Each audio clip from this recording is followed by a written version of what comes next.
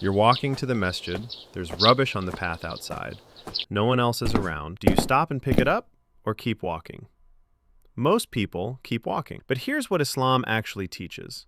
That moment is a test of responsibility. And responsibility in Islam goes much further than most of us realize. In this video, we explore the Islamic framework for how Muslims are called to live, act, and engage with the world around them. We're covering the foundations, what responsibility means in Islam, where it comes from, and how it applies across every area of life, from the home to the global ummah. In Islam, humans are described as khalifah, stewards or caretakers of the earth. This is not a minor title. It carries weight. Being a khalifah means that everything entrusted to us, our families, our communities, our own bodies, the natural world, comes with an obligation to care for it properly. The Prophet Muhammad, peace be upon him, established this principle in a well-known hadith. Every one of you is a shepherd, and every one of you is responsible for his flock. A shepherd doesn't observe from a distance. A shepherd is actively engaged, protecting, guiding, and ensuring nothing is neglected. That is the standard Islam holds us to. And this responsibility doesn't sit in one area of life. In Islamic teaching,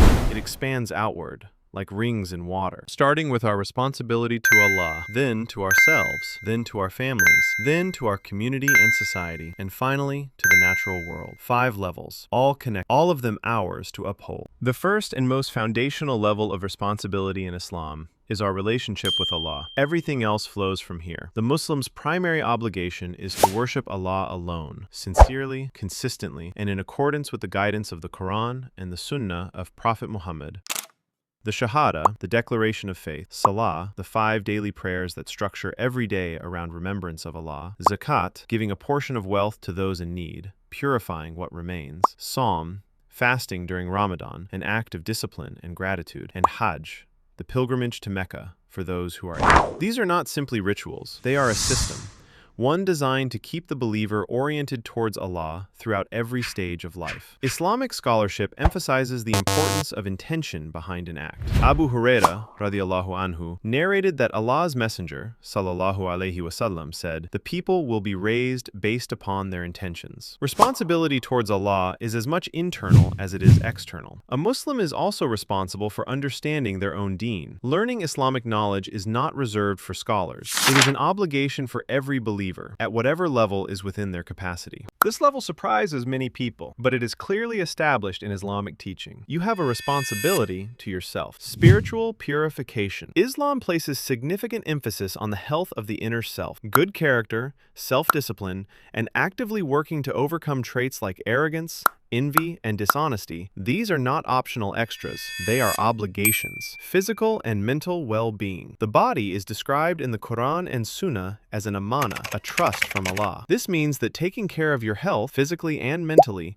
is not self-indulgence. It is part of fulfilling your Islamic responsibility. Using your abilities. Many is a principle that carries real weight. On the Day of Judgment, a person will be questioned about their youth, how they spent it, and about their knowledge, how they used it, your time, your talents, your energy. In Islam, these are not neutral things to do with as you please. They are entrusted to you, and you will be asked about them. Islam places enormous importance on the family unit and the responsibilities that exist within it. Towards parents.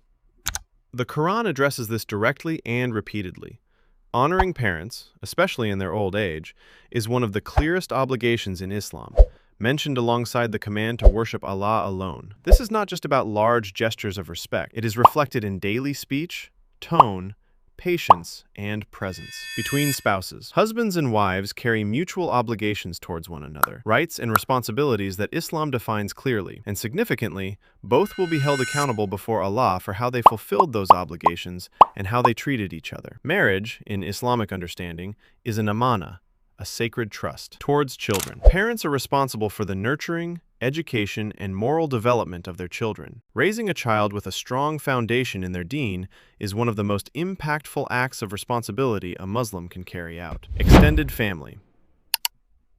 Maintaining ties of kinship, staying connected with extended family, is given significant weight in Islamic teaching.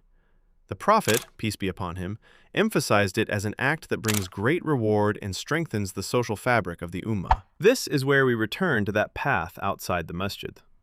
Upholding justice. The Islamic concept of encouraging what is good and discouraging what is wrong is a collective responsibility. It applies to every Muslim, not only those in positions of religious authority. Addressing inequality. Through sadaqah, voluntary charity, and through zakat, Muslims actively participate in redistributing wealth and reducing hardship within their communities. In Islam, wealth is not purely personal. Part of it carries a communal obligation, treating all with fairness. Islamic teaching is explicit. Every person, regardless of their background, faith, or social standing, deserves to be treated with fairness and justice. This is not a modern value borrowed from elsewhere. It is a 1400-year-old Islamic principle. The Prophet, peace be upon him, spoke of the rights of neighbors so frequently and so strongly that some companions began to wonder whether neighbors would be given a share of inheritance. The rights of those living beside us, their peace, their safety, their dignity, are a Muslim's responsibility. So yes, that rubbish on the path, picking it up is an act of worship. The fifth level extends beyond human relationships entirely. Stewardship of creation. In Islamic teaching, all of Allah's creation, animals, plants, water, land, carries inherent rights. Muslims are called to protect and preserve the natural world, not merely to benefit from it. The concept of khalifah, stewardship, applies here directly. The earth is not ours to exploit. It has been placed in our care. Avoiding waste. No israf. Wasteful use of resources is explicitly discouraged in Islam. The Qur'an warns against excess and extravagance. The Arabic term is israf, and it applies to food, water, energy, and time. There is a narration where a man was granted forgiveness because he gave water to a thirsty dog. Not a person, an animal. That's the end of this video. If this was beneficial, share it. That act of passing on knowledge is itself a form of responsibility. The full resource pack for this topic, including worksheets, activities, and reflection tools, can be accessed from our website. Link in the description. Assalamu alaikum wa rahmatullahi wa barakatuh.